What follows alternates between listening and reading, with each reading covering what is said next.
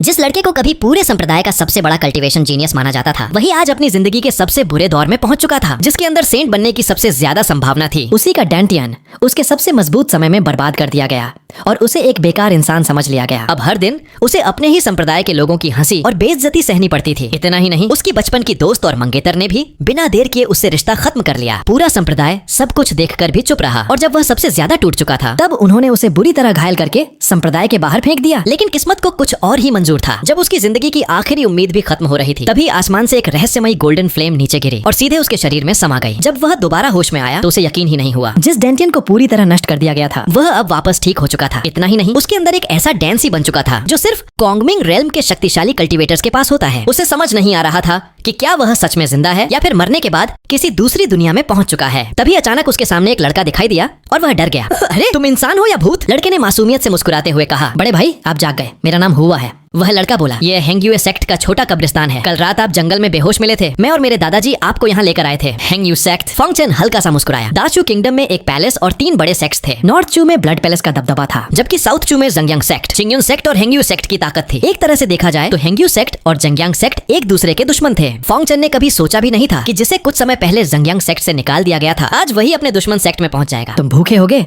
मैं तुम्हारे लिए कुछ खाने को लाता हूँ, हुआ ने कहा और वहाँ से दौड़ते हुए चला गया। लकड़ी के बिस्तर पर लेटे फंगचेन का दिमाग धीरे धीरे साफ होने लगा। उसे पिछली रात की सारी बातें याद आने लगी। वह तुरंत अपने शरीर को जांचने लगा और फिर उसकी आंखें हैरानी से खुल गईं। उसका डैंसी पूरी तरह सुनहरे रंग की ऊर्जा से भरा हुआ था। एक छोटी सी दुनिया जैसी जगह थी। ऊपर सफेद धुंध फैली हुई थी और नीचे सुनहरी ट्रूची तेजी से बह रही थी। ये सपना नहीं है, ये सब सच है। फंगचेन की सांसें तेज हो गईं। एक रात में न सिर्फ उसका टूटा हुआ डैंटियन वापस ठीक हो गया था, बल्कि उसके अंदर एक नया डैंसी भी बन चुका था। उसकी ट्रूची पहले से ज्यादा शुद्ध हो चुकी थी। उसने अपनी मुट्ठी बंद की और महसूस किया कि वह ताकत जिसे वह बहुत समय से खो चुका था वापस लौट आई है। और यह सब उस रहस्यमयी गोल्डन फ्लेम की वजह से था। क्या तुम ट्रू फ्लेम हो? उसने मन में सोचा और उसी पल वह सुनहरी आग उसकी हथेली पर आ गई। फंगचेन मुस्कुराया, अब से तुम मेरे साथ रहना। उसने प्यार से उस फ्लेम को छुआ। उसके अंदर एक अलग ही खुशी महसूस हो रही थी। बड़े भाई खाना तैयार है, आ रहा हूँ। फंगचेन ने फ्लेम को वापस छुपाया और बिस्तर से उठकर बाहर आ गया। बाहर उसने देखा कि वहाँ हुआ के अलावा एक बूढ़ा आदमी भी मौजूद था। तीनों एक पत्थर की मेज के पास बैठे थे और उनके पास एक बहुत बड़ा पक्षी भी बैठा था। यह कोई साधारण पक्षी नहीं था, बल्कि एक स्पिरिट बीस्ट था जिसे कल्टीवेटर्स अपने साथी की तरह रखते थे। बातचीत के दौरान फंगचेन को पता चला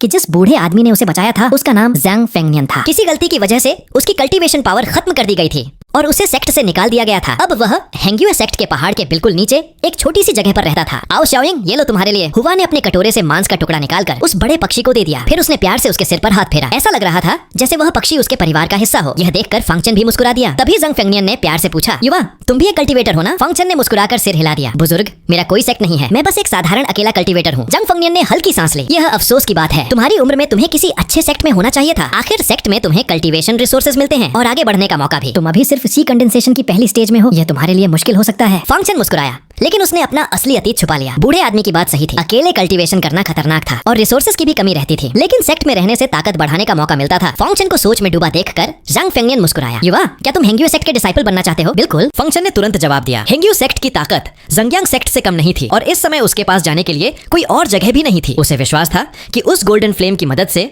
वह जल्द ही अपनी खोई हुई पहचान वापस हासिल कर लेगा। फंगचेन ने पूछा, लेकिन हेंग्यूए सेक्ट में एंट्री आसान नहीं होगी ना? ज़ैंग फेंगनियन मुस्कुराया, कोई बात नहीं, मैं तुम्हारे लिए एक रिकमेंडेशन लेटर लिख दूंगा। इससे तुम्हें कम से कम एक आउटर डिसाइपल बनने का मौका मिल जाएगा। रिकमेंडेशन लेटर सुनते ही फंगचेन ने फिर से इस बूढ़े आदमी को ध्यान से देखा। वह भले ही कल्टीवेशन खो चुका था, लेकिन शायद वह उतना साधारण नहीं था जितना दिख रहा था। तभी अचानक छोटे से बगीचे का दरवाजा जोर से खुला। एक सफेद कपड़े पहना हुआ युवक अंदर आया। क्या बात है, खाना चल रहा है? उसने मजाक उड़ाते हुए कहा। हुआ, तुम यहाँ क्या कर रहे हो? हुआ गुस्से से बोला। वह युवक हेंग्यूए सेक्ट का डिसाइपल जंग ताओ था। ज़ैंग फेंगनियन का चेहरा भी गंभीर हो गया। पास बैठा स्पिरिट बीस्ट भी गुस्से में आवाज करने लगा और अपने पंख फैलाकर हुआ के सामने खड़ा हो गया। फंगचेन ने जंग ताओ को देखा और समझ गया कि वह हेंग्यूए सेक्ट का डिसाइपल है। उसकी कल्टीवेशन ची कंडेंसेशन की दूसरी स्टेज तक पहुंच चुकी थी। जंग ताओ ने गुस्से से ज़ैंग फेंगनियन को देखा। बूढ़े आदमी, जो चीज मेरे लिए रखी है वो दे दो, वरना अच्छा नहीं होगा। ज़ैंग फेंगनियन का चेहरा पीला पड़ गया। मेरे पास तुम्हारी कोई चीज नहीं है। जंग ताओ की आंखों में गुस्सा आ गया। तुम्हें इज्जत से समझ नहीं आती? उसने आगे बढ़कर पत्थर की मेज को जोरदार लात मारी। धड़ाम! मेज पलट गई। यह देखकर स्पिरिट बीस्ट ने तुरंत हमला कर दिया। हालांकि वह एक लो लेवल स्पिरिट बीस्ट था, लेकिन उसकी इंटेलिजेंस इंसानों जैसी थी। उसकी आंखों में गुस्सा साफ दिखाई दे रहा था। मरना चाहते हो? जंग ताओ की आंखें ठंडी हो गईं। उसने अपनी ट्रू सी इकट्ठी की और एक वार में उस पक्षी के शरीर पर चोट कर दी। खून निकल आया और स्पिरिट बीस्ट जमीन पर गिर पड़ा। शाओयिंग! हुआ चिल्लाते हुए उसकी तरफ भागा। तुम नीच इंसान,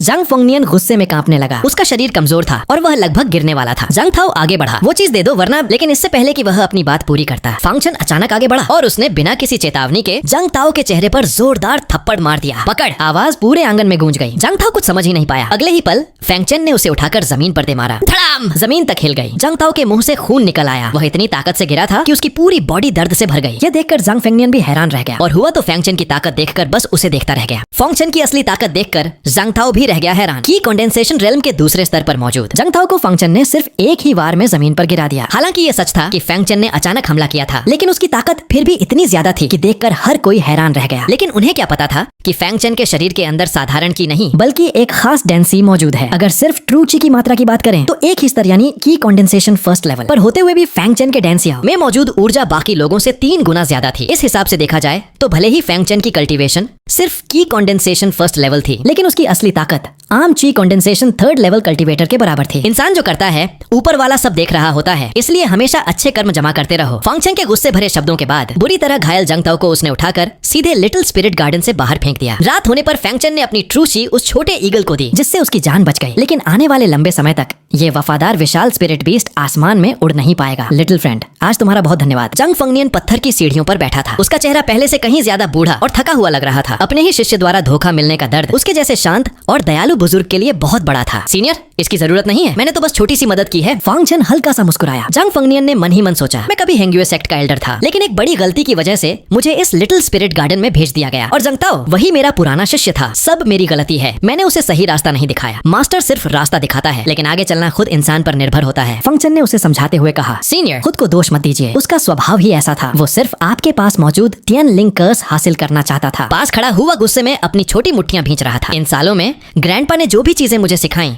वो सब उसने छीन ली। हर दिन आकर हमें परेशान करता था। टियनलिंग कर्स, इस नाम को सुनकर फेंगचन सोच में पड़ गया। हेंगुए सेक्ट में एक खास स्पिरिट टेलिस्मन था जिसका नाम टियनलिंग कर्स था। अगर इसे किसी इंसान पर लगा दिया जाए तो कुछ समय के लिए उसकी ट्रू की को बंद किया जा सकता था। ये टेलिस्मन तीनों सेक्ट्स में काफी प्रसिद्ध था। बेहद कीमती होने के कारण इसे कभी बाहर नहीं दिया जाता था। फेंगचन ने नहीं सोचा था कि जंग फेंगनियन के पास ऐसा खजाना होगा। लिटिल फ्रेंड, तुम्हारे लिए रिकमेंडेशन लेटर मैंने तैयार कर दिया है। कल पहाड़ पर जाकर कल्टीवेशन शुरू कर देना। तुम्हारी टैलेंट बिल्कुल भी कम नहीं है, ऐसे बर्बाद मत होने देना। जब फेंगचन सोच रहा था तभी जंग फेंगनियन ने उसके हाथ में एक लेटर और एक स्क्रोल रख दिया। ये स्क्रोल हेंगुए सेक्ट के बारे में जानकारी देता है। समय मिले तो इसे पढ़ लेना। धन्यवाद सीनियर। रात में फेंगचन लिटिल स्पिरिट गार्डन से बाहर निकला और एक शांत जगह खोजकर पत्थर पर बैठ गया। वह ध्यान लगाकर डैन सी ट्रू फायर की रहस्यमयी शक्ति को समझने लगा। इस ट्रू फायर को पाने के बाद फेंगचन को बहुत फायदा हुआ था। पहले इसने उसके टूटे हुए डेंटियन को ठीक किया, फिर डैंसी बनाया और उसकी ट्रू ची को भी बेहद शुद्ध कर दिया। अब उसकी फाउंडेशन पहले से कहीं ज्यादा मजबूत थी, यहाँ तक कि जंग यांग सेक्ट के समय से भी बेहतर। वास्तव में अद्भुत, फेंगचन ने धीरे से कहा और आंखें बंद कर लीं। कुछ ही समय में आसपास की हेवन एंड अर्थ स्पिरिचुअल छी उसकी तरफ खींचने लगी। उसके चारों ओर एक विशाल एनर्जी वॉर्टेक्स बन गया। वो छी उसके शरीर के हर पोर से अंदर गई, फिर डैंसी में पहुंची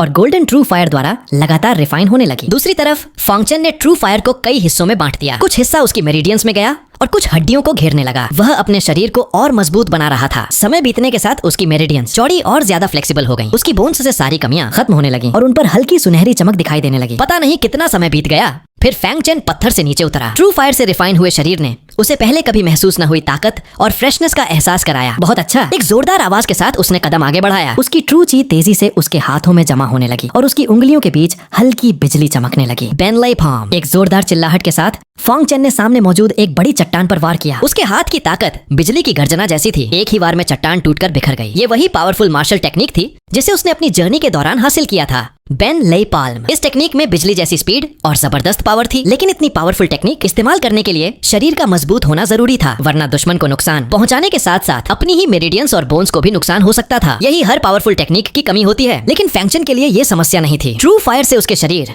मेरिडियंस और बोन्स इतने मजबूत हो चुके थे कि बेन लेई पाल्म का बैकलैश उस पर कोई असर नहीं डाल सकता था। एक गहरी सांस छोड़कर फेंगचन ने जंग फेंगनियन द्वारा दिया गया स्क्रोल खोला। हेंगुए सेक्ट को इनर सेक्ट और आउटर सेक्ट में बांटा गया था। आउटर सेक्ट में थे एक हॉल, एक पैलेस, 2 गार्डन्स, 3 पीक्स और 8 पेविलियंस। लॉ एनफोर्समेंट हॉल, जहां एल्डर्स की गलतियों की जांच होती थी। डिसिप्लिन हॉल, जहां डिसाइपल्स की गलतियों को संभाला जाता था। 2 गार्डन्स थे, स्पिरिट ग्रास गार्डन और स्पिरिट फ्रूट गार्डन। 3 मुख्य पीक्स थे, Tian Yang peak, Di Yang peak और रेन यांग पीक। और 8 पेविलियंस थे, spirit sea pavilion, scripture pavilion, spirit pill pavilion, treasure pavilion, heaven earth pavilion, mission pavilion, intelligence pavilion और ज्यूसिंग pavilion. वहीं inner sect में एक hall, एक palace, 2 gardens, 7 pavilions और 9 पीक्स थे। आउटर सेक्ट की तुलना में इनर सेक्ट में एक स्पिरिट पिल पवेलियन कम था, लेकिन 6 बड़े पीक्स ज्यादा थे। ये जंग यांग सेक्ट जैसा ही है। फेंगचन ने अपनी ठुड्डी पर हाथ रखा। वह पहले ज़ेंगियांग सेक्ट के इंटेलिजेंस पवेलियन का डिसाइपल रह चुका था। उसका काम कल्टीवेशन के साथ साथ इन्फॉर्मेशन कलेक्ट करना था और इसी वजह से पिछली बार जब वह माउंटेन से नीचे गया था, चिंगयुन सेक्ट के डिसाइपल्स ने उसका डेंटियन तोड़ दिया था। लेकिन इंटेलिजेंस पवेलियन के पुराने डिसाइपल होने के कारण फांग चेन ने तुरंत महसूस कर लिया कि हेंगयुए सेक्ट भी बाहर से शांत दिखता है, लेकिन अंदर से अलग अलग फैक्शंस के बीच संघर्ष चलता रहता है। कुछ देर बाद उसने स्क्रॉल बंद किया और एक लंबी अंगड़ाई ली। फिर वापस लिटिल स्पिरिट गार्डन आया और तुरंत सो गया। पूरी रात शांति से बीत गई। अगली सुबह सूरज निकलने से पहले ही फांगचन की आंखें खुल गईं। उसने शरीर की सारी गंदी ची बाहर निकालते हुए लंबी सांस छोड़ी। उसका चेहरा चमक रहा था और एनर्जी पहले से ज्यादा मजबूत महसूस हो रही थी। नाश्ता करने के बाद वह लिटिल स्पिरिट गार्डन से बाहर निकला। उसके सामने एक बहुत लंबी पत्थर की सीढ़ी थी जो सीधे माउंटेन की चोटी तक जा रही थी। वो सीढ़ियां बादलों के अंदर तक गायब हो रही थीं, लेकिन उनका अंत दिखाई नहीं दे रहा था। फांगचन ने गहरी सांस ली और धीरे धीरे ऊपर चढ़ना शुरू किया। हर कदम के साथ उसे एक विशाल और पावरफुल स्पिरिचुअल एनर्जी अपने सामने महसूस हो रही थी। आखिरी सीढ़ी पर पहुंचकर फांगचन ने सामने का नजारा देखा। दूर दूर तक फैले पहाड़ शांत खड़े थे। विशाल पेड़ आसमान को छू रहे थे। चारों तरफ स्पिरिचुअल एनर्जी की धुंध फैली थी और बादल पूरे क्षेत्र को घेरे हुए थे। बादलों के बीच कभी कभी उड़ते हुए दिव्य क्रेन दिखाई दे रहे थे। ये नजारा देखकर फांगचेन को आखिरकार ऐसा महसूस हुआ जैसे वह सच में ज़ेंगियांग सेक्ट में आ गया हो। फांगचेन हल्का सा मुस्कुराया और हवा में मौजूद स्पिरिचुअल एनर्जी को लालच के साथ महसूस करने लगा। झांग फेंक न्यान द्वारा बताए गए रास्ते के अनुसार वह आगे बढ़ने लगा। सुबह का समय स्पिरिचुअल एनर्जी और सूर्य चंद्रमा की एसेंस के लिए सबसे शुद्ध माना जाता है। रास्ते में फांगचेन ने कई मेहनती डिसाइपल्स को पत्थरों पर बैठकर मेडिटेशन और कल्टीवेशन करते हुए देखा। इतना ध्यान मग्न थे कि फांगचेन उनके पास से निकल गया। फिर भी उन्होंने बस एक नजर देखा और दोबारा अपनी कल्टीवेशन में लग गए। कुछ मोड़ पार करने के बाद फांगचेन एक बड़े से भवन के सामने पहुंचा जिसका नाम था जुकिंग पवेलियन। इस पवेलियन में कुछ डिसाइपल्स आ जा रहे थे। जैसे ही उन्होंने फांगचेन जैसे नए चेहरे को देखा, उन्होंने उसे ऊपर से नीचे तक ध्यान से देखा। लेकिन जब उन्हें पता चला कि उसकी कल्टीवेशन सिर्फ की कंडेंसेशन लेवल 1 है, तो उनके चेहरे पर तिरस्कार की भावना आ गई। यही जगह है। फांगचेन ने भवन की तरफ देखा और अंदर चला गया। फिर उसने अपनी रिकमेंडेशन लेटर जमा कर दी। हॉल में लेटर लेने वाला एक एल्डर था, चिंगयी एल्डर। जब उसे पता चला कि फांगचेन को झांग फेंक न्यान ने भेजा है, तो उसने भी फांगचेन को ऊपर से नीचे तक देखा और फिर लेटर खोला। जब चिंगयी एल्डर उसे देख रहा था, उसी समय फांगचेन भी उसे ऑब्जर्व कर रहा था। ये इंसान कितना अजीब दिखता है, फांगचेन मन ही मन सोचने लगा। दरअसल चिंगयी एल्डर का चेहरा काफी टेढ़ा मेढ़ा था। उसकी आंखें, नाक और मुंह सब कुछ थोड़ा अलग दिशा में झुके हुए थे। उसे देखकर फांगचेन के मन में एक अजीब सा ख्याल आया कि जाकर उसका चेहरा सीधा कर दे। फांगचेन ने अपनी नजर हटाई और दूसरी तरफ देखा। वहाँ चिंगयी एल्डर के अलावा 3 और लोग बैठे थे। एक बहुत मोटा था, दूसरा इतना पतला कि जैसे हड्डियों का ढांचा हो, और तीसरा देखने में सामान्य था। तीनों आपस में काफी अच्छे से बात कर रहे थे। ऐसा लग रहा था कि ये यहाँ के एल्डर्स नहीं बल्कि मिलने आए हुए लोग हैं। असल में ये हेंगयुए सेक्ट के बाहरी क्षेत्र के 3 मुख्य पीक्स के लीडर्स थे, जोंगलाओदाओ, केहोंग और छिंगयांग जनरेन। चिंगयी एल्डर ने लेटर पढ़ने के बाद उसे बाकी तीनों को देते हुए कहा, तीनों सीनियर ब्रदर्स, आप लोग सोचिए कि कौन इस छोटे दोस्त फांगचेन को अपना डिसाइपल बनाएगा। आखिर इसे ज़ांग फेंग नियन ने भेजा है, थोड़ा सम्मान तो देना ही पड़ेगा। तीनों ने बारी बारी से लेटर देखा और फिर फांगचेन को देखने लगे। तुम्हारी उम्र कितनी है? मोटे शरीर वाले जोंगलाओदाओ ने पूछा। 16 साल। 16 साल? जोंगलाओदाओ ने भौहें उठाई। 16 साल की उम्र में सिर्फ की कंडेंसेशन लेवल 1? तुम्हारी टैलेंट तो। वह बात पूरी किए बिना खांसने लगा और खड़ा हो गया। अपना बड़ा पेट थपथपाते हुए बोला, वो मेरे टियानयांग पीक में कुछ जरूरी काम है, मैं चलता हूँ। इतना कहकर जोंगलाओदाओ तुरंत बाहर निकल गया। ऐसा लग रहा था जैसे उसे डर हो कि कहीं चिंगयी एल्डर उसे जबरदस्ती फांगचेन को डिसाइपल बनाने के लिए न कह दे। उसके जाने के बाद जेहोंग भी खड़ा हुआ। उसने हाथ पीछे बांधे और फांगचेन को देखकर बोला, मेरे डियांग पीक में भी बेकार टैलेंट वाले डिसाइपल्स नहीं लिए जाते। अब हॉल में सिर्फ चिंगयी एल्डर और चिंगयांग जनरेन रह गए। दोनों के जाने के बाद चिंगयी एल्डर ने मजबूरी में चिंगयांग की तरफ देखा। चिंगयांग सीनियर ब्रदर, मेरा थोड़ा मान रख लीजिए और इसे अपना डिसाइपल बना लीजिए। चिंगयांग ने कुछ देर सोचा, फिर धीरे से सिर हिलाया। चिंगयी जूनियर ब्रदर, इसकी क्वालिफिकेशन अभी रेनयांग पीक में आने लायक भी नहीं है। माफ करना, मैं इसे स्वीकार नहीं कर सकता। इसकी टैलेंट बहुत कमजोर है। इतना कहकर चिंगयांग भी वहाँ से चला गया। हेंगयुए सेक्ट के तीनों बड़े पीक लीडर्स एक एक करके चले गए। उनका मकसद साफ था, कोई भी फांगचेन को अपना डिसाइपल नहीं बनाना चाहता था। फांगचेन को यह बात समझ आ रही थी। एक 16 साल के कल्टीवेटर की कल्टीवेशन सिर्फ की कंडेंसेशन लेवल 1 हो तो उसकी टैलेंट कितनी खराब होगी, ये सोचा जा सकता है। अगर ऐसे डिसाइपल को ट्रेन करके भी सफलता ना मिली तो लोग मजाक उड़ाएंगे। लेकिन अगर उन्हें फांगचेन की असली टैलेंट के बारे में पता चलता तो शायद वे वापस दौड़ कर आते। तीनों के जाने के बाद चिंगयी एल्डर थोड़ा ऑकवर्ड हो गया। उसने खांसते हुए कहा, छोटे दोस्त, लगता है तुम्हें अभी सिर्फ एक ट्रेनी डिसाइपल बनना पड़ेगा। क्या तुम तैयार हो? फांगचेन मुस्कुराया, कोई बात नहीं, ट्रेनी ही सही, शायद किसी दिन मैं परमानेंट डिसाइपल बन जाऊंगा। चिंगयी एल्डर ने अपनी स्लीव से एक सफेद जेड टोकन निकाला। उसने अपनी स्पिरिचुअल एनर्जी से उस पर फांगचेन नाम लिखा और उसे देते हुए कहा, छोटे दोस्त, ये तुम्हारा जेड टोकन है। इसके बाद उसने एक जेड बॉटल भी निकाली। बंद होने के बावजूद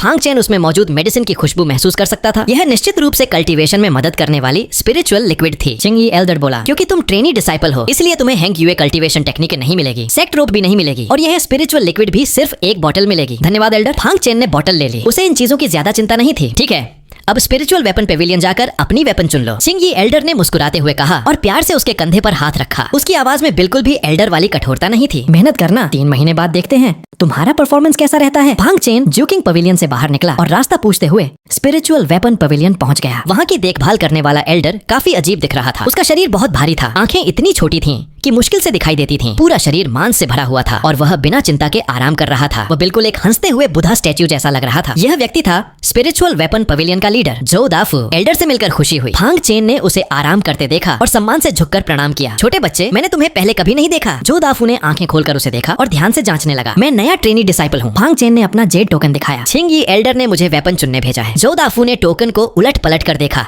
और फिर आराम से वापस फेंक दिया। अंदर जाकर खुद चुन लो, लेकिन याद रखना ट्रेनी डिसाइपल्स सिर्फ पहली फ्लोर से वेपन चुन सकते हैं। दूसरी फ्लोर पर जाने की कोशिश मत करना। भांग चेन ने टोकन रखा और अंदर चला गया। पहली फ्लोर बहुत विशाल थी, कई हजारों मीटर तक फैली हुई। वहाँ हर तरह के वेपन्स रखे हुए थे। तलवार, भाला, हथियार, जैसे दुनिया के सारे वेपन्स मौजूद हों। हर वेपन चमक रहा था जैसे कोई खूबसूरत फूल खिल रहा हो। लेकिन भांग चेन ने देखते ही समझ लिया ये सब लो लेवल वेपन्स हैं। उसने काफी वेपन्स देखे और थोड़ा निराश हुआ क्योंकि ट्रेनी डिसाइपल होने के कारण उसे सिर्फ पहली फ्लोर से ही चुनना था। उसने एक बड़ी गोस्ट हेड सोर्ड उठाई, लेकिन तुरंत सिर हिला दिया। बहुत हल्की है। उसने सोर्ड वापस रख दी और एक स्पिरिचुअल सोर्ड उठाई। सोर्ड तेज थी, लेकिन फिर भी फांग चेन ने उसे वापस उसकी जगह रख दिया। एक एक चीज को ध्यान से देखते हुए फांग चेन बिल्कुल किसी सब्जी खरीदने वाले इंसान की तरह घूम रहा था। यहाँ स्पिरिट वेपन्स तो बहुत थी, लेकिन आधा चक्कर लगाने के बाद भी उसे एक भी ऐसी स्पिरिट वेपन नहीं मिली जो उसे पसंद आए। अगर यह पहले की बात होती तो वह इन सभी स्पिरिट वेपन्स को बिना देखे ही नजरअंदाज कर देता, लेकिन अब हालात बदल चुके थे, इसलिए उसे इन्हीं लो लेवल स्पिरिट वेपन्स में से कोई चुननी थी। पूरा चक्कर लगभग खत्म होने वाला था, फिर भी उसे कुछ हासिल नहीं हुआ। लेकिन तभी उसके डेंटियन सी में मौजूद ट्रू फायर अचानक हल्का सा कांप उठा। इतना ही नहीं, उससे बाल जितनी पतली एक लौ अलग हुई और उड़कर आगे बढ़ गई। भांग चेन कुछ पल के लिए चौंक गया और तुरंत उसके पीछे चल पड़ा। आखिरकार वह एक पत्थर के मंच के सामने जाकर रुका। उस मंच पर एक काली लोहे की तलवार रखी हुई थी। शायद बहुत लंबे समय से उसे किसी ने छुआ तक नहीं था, इसलिए उस पर धूल की मोटी परत जमी हुई थी और वही पतली ट्रू फायर की लौ उस तलवार के चारों ओर लिपटी हुई थी। दिल में हैरानी लिए उसने तुरंत तलवार की मूठ पकड़ ली। जिस स्पिरिट वेपन को ट्रू फायर ने पसंद किया हो उसे वह ध्यान से देखना चाहता था, लेकिन उसने इस तलवार के वजन को काफी कम आंका था। पूरी ताकत लगाने के बावजूद वह उसे एक झटके में उठा ही नहीं पाया। कम से कम 200 जिन यानी लगभग 200 पाउंड से भी ज्यादा वजन था। वजन का अंदाजा लगाते ही उसे समझ आ गया कि यह तलवार यहाँ अकेली क्यों पड़ी है। इतना भारी हथियार कोई मजाक नहीं था। साधारण शिष्य तो इसे उठा ही नहीं सकते थे, और अगर कोई उठा भी ले तो उसे अपनी ट्रू की पूरी तरह चलानी पड़ती। अगर ऐसी तलवार लेकर किसी से लड़ने जाओ तो दुश्मन से पहले खुद ही थककर गिर जाओगे। लेकिन शायद इसी वजह से उसकी दिलचस्पी और बढ़ गई। उसने थोड़ा ट्रू ची चलाया और तलवार को उठा लिया। फिर धीरे से उस पर जमी धूल फूंक मारकर हटा दी। धूल हटते ही उसके सामने समय की अनगिनत परतों से भरी एक प्राचीन आभा उभर आई। तलवार की मूठ के पास 2 पुराने अक्षर खुदे हुए थे, त्यानछुए। वह बुदबुदाया और ध्यान से तलवार का निरीक्षण करने लगा। यह तलवार अभी तक धारदार नहीं बनाई गई थी। सामान्य तलवारों की तुलना में कहीं अधिक चौड़ी थी। इसकी धातु पहचानना भी मुश्किल था। बस इतना साफ था कि यह बेहद भारी थी। तलवार की धार पर कई रहस्यमयी और प्राचीन रून्स भी खुदे हुए थे जिन्हें वह बिल्कुल नहीं समझ पा रहा था। तो सच में अजीब तलवार है, उसने धीरे से कहा। इतनी भारी और बिना धार वाली तलवार से किसी को काटना तो मुश्किल है, लेकिन अगर किसी पर दे मारी जाए तो जरूर काम आ सकती है। फिर उसके चेहरे पर मुस्कान आ गई। बस यही सही रहेगी। तलवार को कंधे पर रखकर वह बाहर की ओर चल पड़ा। ज्यादा दूर नहीं गया था कि एक हल्की हंसी सुनाई दी। छोटे भाई, इतनी सारी चीजों में से यही भारी लोहे की तलवार मिली तुम्हें? आवाज जो दाफू की थी। धड़ाम। फांग चेन ने तलवार जमीन पर रख दी। वजन इतना ज्यादा था कि आधी तलवार मिट्टी के अंदर धंस गई। एल्डर, इस तलवार का इतिहास क्या है? उसने त्यानछुए तलवार की ओर इशारा करते हुए पूछा। यह सामान्य रूप से भारी नहीं है। जो दाफू ने अपनी छोटी मूंछों को सहलाया। कुछ देर सोचने के बाद बोले, जब मैंने इस स्पिरिट वेपन पवेलियन की जिम्मेदारी संभाली थी तब भी यह यहीं रखी थी। कम से कम 100 साल से तो यहाँ पड़ी हुई है, लेकिन इसका असली इतिहास क्या है यह मैं भी नहीं जानता। ऐसा है? फांग चेन ने हल्का सिर हिलाया। जो दाफू ने फिर सलाह दी। मैं कहूँगा कि कोई दूसरी स्पिरिट वेपन चुन लो। यह तलवार बहुत भारी है, कोई हल्का और आसान हथियार चुनो। जरूरत नहीं। फांग चेन मुस्कुराया। उसने प्यार से तलवार पर हाथ फेरा। जितना देखता उतनी ही पसंद आती। जिद्दी लड़का। जो दाफू हंस पड़े। ठीक है, इसे ले जाओ। धन्यवाद एल्डर। फांग चेन ने आदर पूर्वक झुककर प्रणाम किया और त्यानछुए को कंधे पर उठाकर स्पिरिट वेपन पवेलियन से बाहर निकल गया। जैसे ही वह बाहर आया, आसपास मौजूद लोगों की नजरें उस पर टिक गईं। कई शिष्य रुककर उसे देखने लगे। पहले उन्होंने फांग चेन को देखा, फिर उसके कंधे पर रखी विशाल तलवार को। तुरंत फुसफुसाहट शुरू हो गई। यह लड़का कौन है? पहले कभी नहीं देखा। शायद नया आउटर डिसाइपल होगा। इसके कंधे पर जो तलवार है, क्या वह त्यानछुए नहीं है? लगता तो वही है। ताकत तो ठीक ठाक है, लेकिन कल्टीवेशन थोड़ी कमजोर लगती है और दिमाग भी शायद कुछ खास नहीं है। चारों तरफ हो रही चर्चाओं को उसने पूरी तरह अनदेखा कर दिया। उसके भीतर एक अजीब एहसास था। उसे पूरा यकीन था कि यह त्यानछुए तलवार साधारण नहीं है। उन लो लेवल स्पिरिट वेपन्स की तुलना में वह इसे चुनना कहीं बेहतर समझता था। ऊपर से इसे हर समय पीठ पर ढोना उसकी कल्टीवेशन में भी मदद करेगा। तभी अचानक किसी ने ऊंची आवाज में कहा, ज़ंगयंग सेक्ट के लोग आ गए। सबने तुरंत आसमान की ओर देखा। एक विशाल फ्लाइंग सोर्ड हवा को चीरती हुई आगे बढ़ रही थी। उस पर 3 लोग खड़े थे। एक खूबसूरत मध्यम आयु की महिला, एक बेहद सुंदर युवती और एक हैंडसम युवा। जंगयांग सेक्ट के लोग हमारे हेंग्यूए सेक्ट में क्या कर रहे हैं? किसी ने हैरानी से पूछा। तुम्हें नहीं पता? दूसरे ने जवाब दिया। 3 महीने बाद जंगयांग सेक्ट, चिंगयुन सेक्ट और हेंग्यूए सेक्ट का 3 सेक्ट ग्रैंड सेरेमोनी होने वाला है। लगता है वे उसी की तैयारी पर चर्चा करने आए हैं। वह महिला शिष्या कितनी खूबसूरत है, बिल्कुल किसी फेरी जैसी लग रही है। लेकिन आसपास हो रही इन बातों में से एक शब्द भी फांग चेन के कानों में नहीं गया। उसकी नजरें आसमान पर जमी थीं, और अधिक सटीक कहें तो फ्लाइंग सोर्ड पर खड़ी उस सुंदर युवती पर। उसके कपड़े हवा में लहरा रहे थे, उस पर धूल का एक कण तक नहीं था, मानो किसी स्वर्गीय लोक की देवी धरती पर उतर आई हो। पवित्र, निर्मल और निष्कलंक। वह और कोई नहीं, जी निंगशवांग थी। उम्मीद नहीं थी कि इतनी जल्दी फिर मुलाकात होगी। वह धीरे से बुदबुदाया। उसकी गहरी काली आंखों में जटिल भावनाएं उमड़ रही थीं। कुछ दर्द, कुछ ठंडापन। एक दिन मैं जरूर वापस आऊंगा और अपना हिसाब चुकता करूंगा। शायद उसे महसूस हो गया था कि कोई उसे देख रहा है। फ्लाइंग सोर्ड पर खड़ी जी निंगशवांग ने नीचे की ओर नजर डाली, लेकिन तब तक फांग चेन भीड़ में गायब हो चुका था। कुछ नहीं। उधर फांग चेन एक छोटे पहाड़ी टीले पर पहुंच चुका था। चारों ओर घने पेड़ पौधे और रंग बिरंगे फूल थे। हालांकि हेंग्यू सेक्ट की 3 मुख्य चोटियों की तुलना में यह पहाड़ी बेहद छोटी थी। उसने गहरी सांस छोड़ी, फिर तियानछुए तलवार को अपने सामने जमीन में गाड़ दिया। इसके बाद अपनी उंगली काटकर खून की एक बूंद तलवार पर टपका दी। स्पिरिट वेपन को पहचान का निशान चाहिए होता है, इसलिए ब्लड रिकॉग्निशन सेरेमनी जरूरी थी। बहुत जल्द वह खून तलवार में समा गया, लेकिन अगले ही पल तियानछुए जोर से कांप उठे। एक चमकदार हरी रोशनी फूटी और उसके तुरंत बाद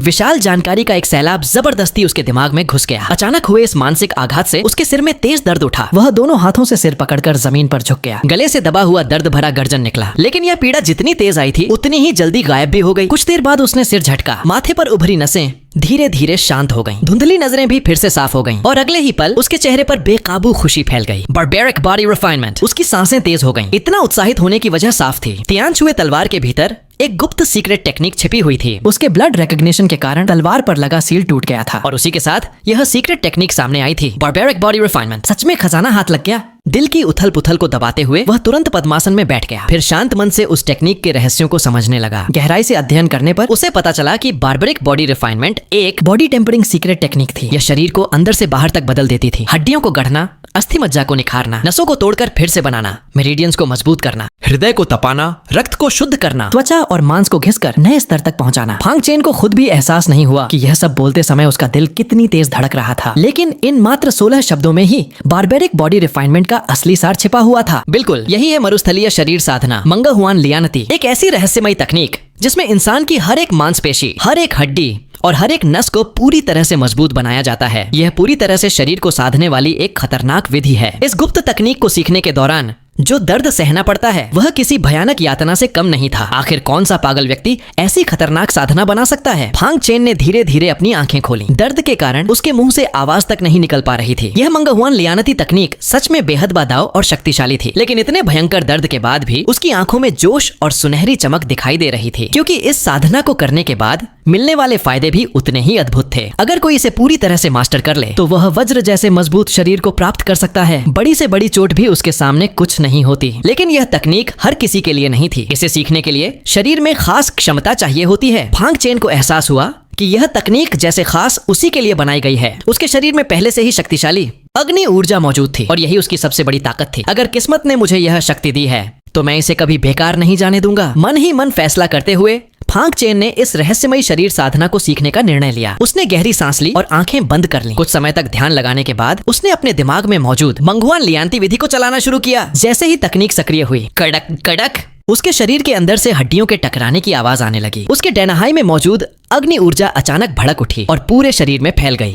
अचानक आए भयानक दर्द से फांग चेन खुद को रोक नहीं पाया और जोर से कराह उठा। धीरे धीरे यह दर्द और बढ़ता गया, लेकिन उसे पता भी नहीं चला कि उसके शरीर के अंदर मौजूद 720 ऊर्जा बिंदु एक एक करके खुलने लगे थे। इसके बाद उसकी 7 मुख्य नसें और 8 ऊर्जा मार्ग भी खुलने लगे। हड्डियों की साधना जारी रही। हर नस, हर मांसपेशी और त्वचा का हर हिस्सा ऐसा महसूस हो रहा था जैसे टूटकर बिखर जाएगा। दर्द इतना ज्यादा था कि फांग चेन बेहोश होने की कगार पर पहुंच गया। कड़क कड़क उसकी हड्डियां टूट रही थीं और फिर दोबारा जुड़ रही थीं। बार बार टूटना और फिर मजबूत होकर बनना, यही थी इस खतरनाक साधना की असली प्रक्रिया। फांग चेन के माथे की नसें उभर आईं। उसकी आंखें लाल हो चुकी थीं और पूरा शरीर ऐसा लग रहा था जैसे हजारों सुइयां चुभ रही हों। 3 घंटे बाद जाकर वह इस दर्द से बाहर निकला और जमीन पर गिर पड़ा। पहली बार शरीर साधना करना लगभग उसकी जान लेने जैसा था, लेकिन इसके बावजूद वह सिर्फ एक छोटा सा चरण पूरा कर पाया था। यह तो सच में जान जोखिम में डालने वाली साधना है। फांग चेन तेज सांस लेते हुए बोला। उसका पूरा शरीर पसीने से भीगा हुआ था और चेहरा बिल्कुल फीका पड़ चुका था, लेकिन उसकी आंखों में खुशी साफ दिखाई दे रही थी। उसे पता था कि शरीर को मजबूत बनाना कोई आसान काम नहीं है। इसके लिए लगातार मेहनत, अनगिनत दर्द और लंबे समय की जरूरत होती है। यह एक बेहद कठिन रास्ता था। फांग चेन ने फिर से बैठकर अपने शरीर को जांचना शुरू किया और जल्द ही उसे एहसास हुआ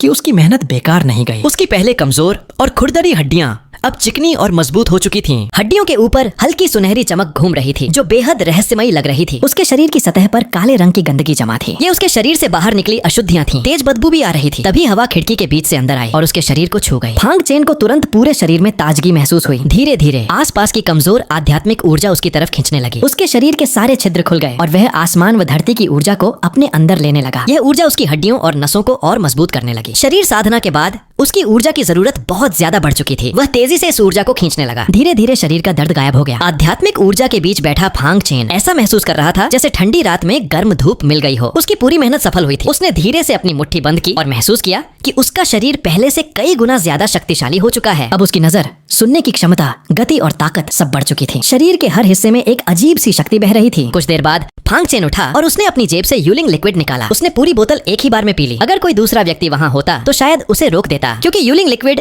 कई दुर्लभ आध्यात्मिक जड़ी बूटियों का सार था जिसमें बहुत ज्यादा ऊर्जा होती थी। एक पूरी बोतल पीना किसी के डेनेटियन को नुकसान पहुंचा सकता था, लेकिन फांग चेन के लिए यह चिंता की बात नहीं थी, क्योंकि उसके पास सामान्य डेनेटियन नहीं बल्कि विशाल डेनहाई था। उसकी क्षमता साधारण लोगों से कई गुना ज्यादा थी। जैसे ही यूलिंग लिक्विड शरीर में पहुंचा, उसे महसूस हुआ जैसे ठंडी धारा उसके पूरे शरीर की नसों में बह रही हो। उसकी थकी हुई हड्डियां और नसें तेजी से ठीक होने लगी। लेकिन तभी उसके मन में एक सवाल आया। उसका डेनहाई जितना बड़ा था उतनी ही ज्यादा ऊर्जा उसे आगे बढ़ने के लिए चाहिए होगी। मतलब उसकी कल्टीवेशन स्पीड बाकी लोगों से धीमी हो सकती थी। पता नहीं यह डेनहाई मेरे लिए वरदान है या परेशानी। 3 घंटे बाद फांग चेन ने अपनी ऊर्जा को शांत किया। वह एक बड़ी चट्टान पर चढ़ गया और दोनों हाथ सिर के पीछे रखकर आसमान में चमकते तारों को देखने लगा। उसके मन में पुराने दिन याद आने लगे। एक दिन पहले तक उसे झंग्यांग जोंग से निकाल दिया गया था और उसके पास कोई ठिकाना नहीं था, लेकिन किस्मत के खेल से उसे नई शक्ति मिली और फिर वह हेंग्युए जोंग का शिष्य बन गया। यह सब उसे सपने जैसा लग रहा था। क्या सच में किस्मत इंसान के साथ ऐसे खेल खेलती है? फांग चेन ने हल्की सांस ली। फिर उसने आगे की साधना के बारे में सोचना शुरू किया। बड़ा डेनहाई उसे कई फायदे देता था, लेकिन उसकी कमियां भी थीं। उसकी कल्टीवेशन आगे बढ़ाना ज्यादा मुश्किल होने वाला था।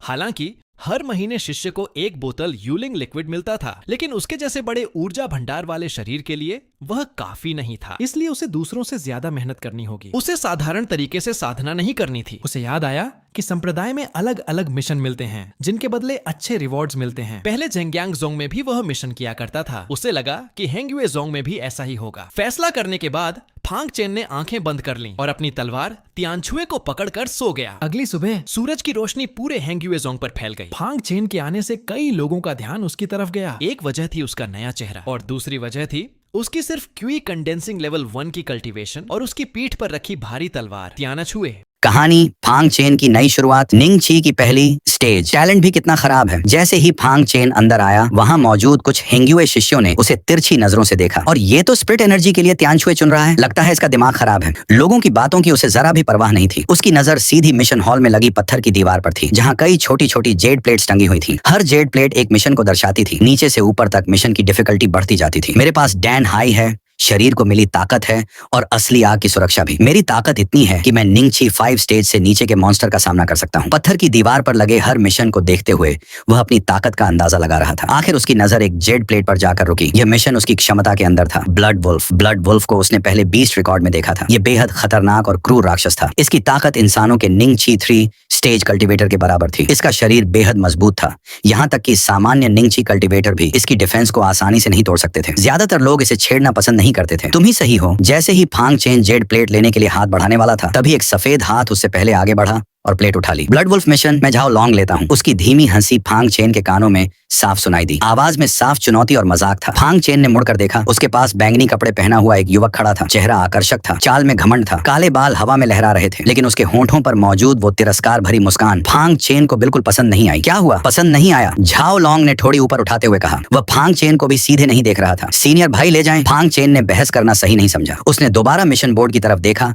और दूसरा मिशन चुना। यह भी एक बीस्ट को मारने का मिशन था और ब्लड वुल्फ के बराबर था। लेकिन जैसे ही उसने हाथ बढ़ाया, झाओ लॉन्ग ने फिर उससे पहले जेड प्लेट उठा ली। ये मिशन भी मेरा है। उसकी हंसी फिर गूंजी और उसने फांग चेन को चुनौती भरी नजरों से देखा। फांग चेन ने उसे देखा लेकिन इस बार भी खुद को रोक लिया। उसने फिर एक और मिशन चुना लेकिन नतीजा वही था। जैसे ही उसका हाथ आगे बढ़ा एक सफेद हाथ फिर उससे पहले पहुंच गया। ये भी मेरा है। फिर से जाओ लॉन्ग। इस बार उसकी ठोड़ी और ज्यादा ऊपर थी और चेहरे पर साफ साफ उकसाने वाला भाव था। फांग चेन ने भौहें सिकोड़ ली। अब वह समझ चुका था जाओ लॉन्ग मिशन लेने नहीं आया था, वह खास तौर पर उसे परेशान करने आया था। इतने सारे शिष्य मिशन ले रहे थे, फिर बार बार सिर्फ उसी के मिशन क्यों छीन रहा था? सीनियर भाई, मेरा आपसे कोई विवाद नहीं है, फिर आप मुझे परेशान क्यों कर रहे हैं? फांग चेन ने शांत नजरों से उसे देखा। वह जानता था कि हेंग युए ज़ोंग में नया आने के बाद उसे शांत रहना चाहिए और बेवजह किसी से दुश्मनी नहीं लेनी चाहिए, लेकिन इसका मतलब यह नहीं था कि वह किसी के सामने डर जाएगा। झाओ लॉन्ग साफ तौर पर उसी को निशाना बना रहा था और फांग चेन अपने स्वभाव के खिलाफ जाकर किसी की बेवजह की परेशानी सहने वाला नहीं था। कोई विवाद नहीं। झाओ लॉन्ग ने ठंडी हंसी हंसी। तूने मेरे छोटे भाई को पीटा और कहता है कि मेरा तुझसे कोई संबंध नहीं। असल में झाओ लॉन्ग